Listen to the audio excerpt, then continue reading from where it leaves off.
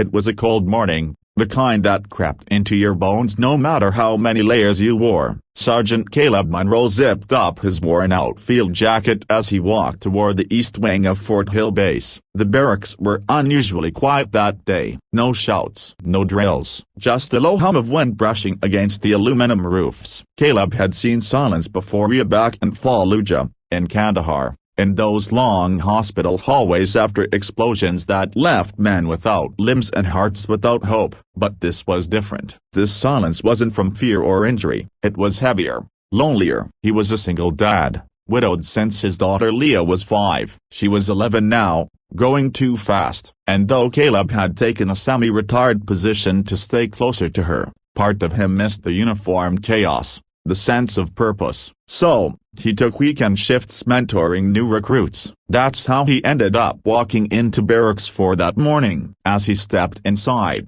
he saw her, a young female soldier, curled into herself on the edge of her bunk, no more than 19, boots unlaced, dog tags hanging loosely around her neck. Her shoulders shook in silent sobs she was trying desperately to hide. He hesitated. Should he walk away, give her space? But something about her, maybe the way she cradled her dog tags like a lifeline, made him stop. Caleb approached slowly. "Private?" he said, his voice soft but steady. She jolted, wiping at her face quickly. "Sir, yes, sir." "Sorry, sir, I was just a broken bar." "You don't have to explain," Caleb interrupted gently, taking a seat on the bench beside her. "You okay?" The girl sniffled and tried to sit up straighter. "Yes, sir, just tired. It's been a long week." Her voice cracked halfway through the sentence, betraying the strength she was trying to wear like armor. "What's your name, Private?" he asked. "Private First Class Riley Anders." Caleb nodded. "I'm Sergeant Munro." "You new here?" "Yes, sir. First month." "Hard transition?" Riley hesitated. Then, with a whisper so soft he almost missed it, she said, "I don't belong here." That hit him harder than he expected. Caleb had heard similar words before, from soldiers on the brink, from the kid in boot camp who flunked out, from his own daughter when she didn't make the swim team. But never like this. He leaned forward, elbows on his knees. "You want to tell me why you feel that way?" She shook her head at first, then took a deep breath. "My brother used to be stationed here, Corporal Jacob Anders, 3 years ago." Her voice trembled. Caleb knew the name. He'd seen it on a memorial plaque just last week. "Your brother was a broken bar Kia." "I remember." Riley nodded, trying to hold back fresh tears. "He used to write to me, said this place saved his life after Dad died. He begged me to enlist, said it would make me strong, give me a reason to keep going." She looked down at her hands. "But all it's done is remind me that he's gone. I walk past his bunk every day. It's still marked with his initials. They never removed it." Caleb felt his throat tighten. "I came here to feel close to him," she whispered. "But all I feel is empty." There it was at the moment that shattered him, not because of the pain in her words, a broken bar, but because he saw his own daughter in Riley. Same eyes, same fears,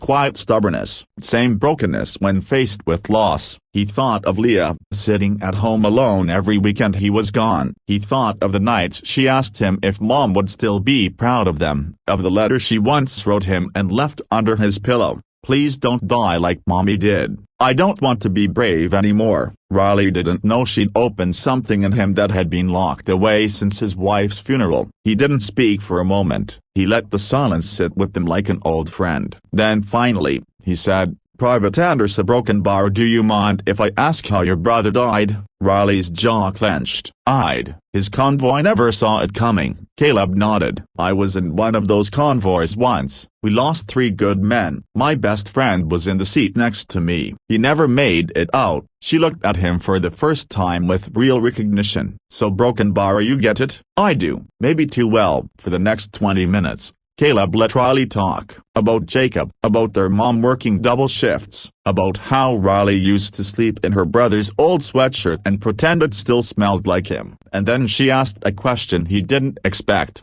"Do you ever stop missing them?" Caleb exhaled. "Number. But you learn how to carry them with you, a broken bar, instead of letting the weight bury you." She stared at the floor. "I don't know if I'm strong enough." "You're here, aren't you?"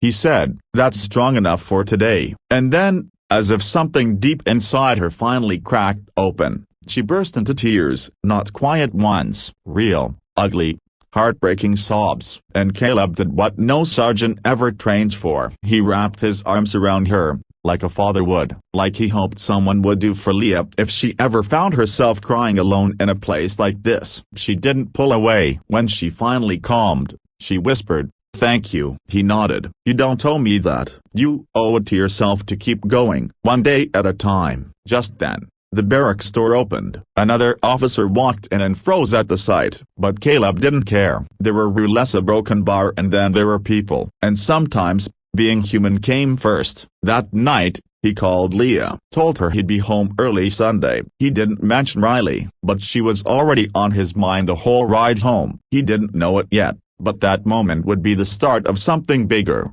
than either of them could imagine.